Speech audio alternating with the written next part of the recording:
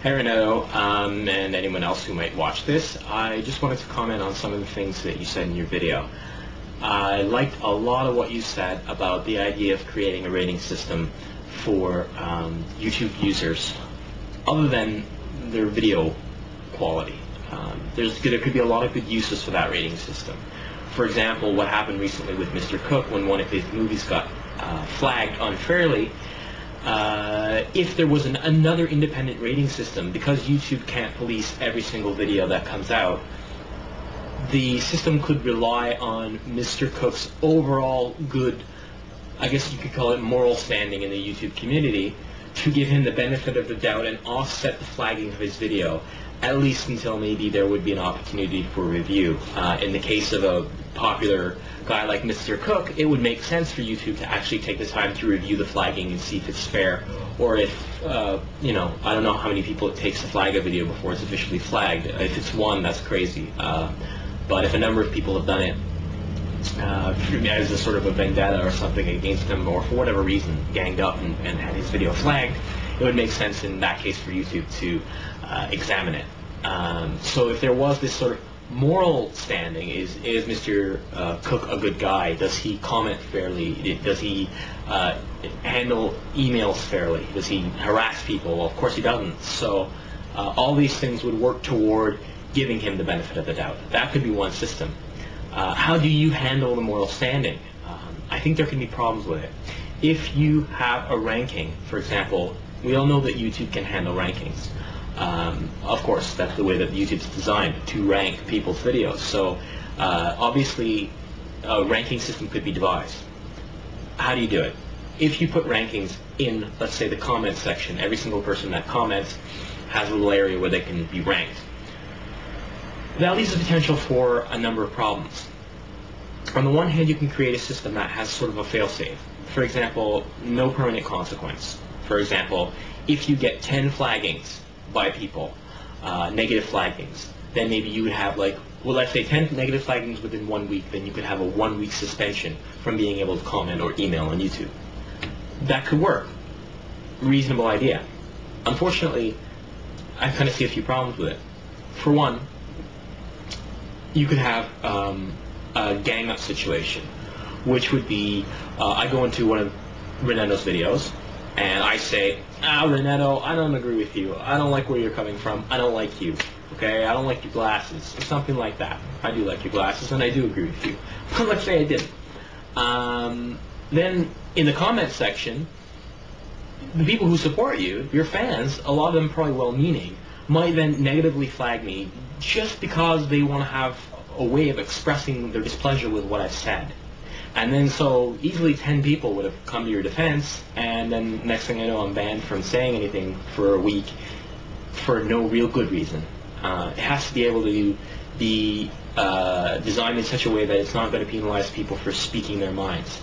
So one suggestion I have to offer is maybe an independent ranking system.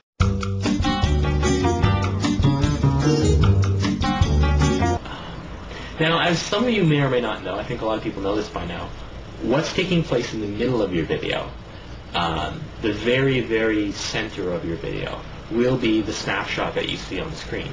So, for the center of my video, I've decided to prepare a specific snapshot to be seen, the one that you guys saw before you clicked on it to watch this video, which was this.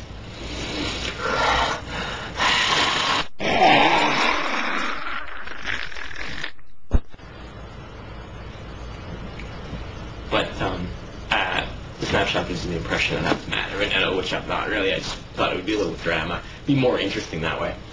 Actually, I'm fully in support of Renetto, and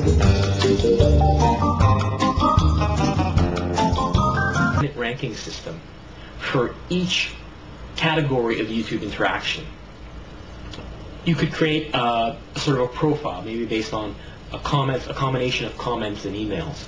So maybe comments from negatively ranked comments in multiple comment boards, for example, by multiple users, or negatively ranked emails, let's say. So, for example, if you're harassing somebody, that way it makes sure that the negative ranking is from a broad spectrum of experience okay? And it also helped to prevent the potential for one person to gang up against somebody. Let's say someone has a vendetta against you personally, Renetto, and they open up 50 YouTube accounts. I mean, you have to be crazy and bored as hell to do this, but they could use that voting power of logging in and out of all these accounts to actually have a negative impact on your YouTube experience. And for anybody who's a fan of your videos, that would totally suck.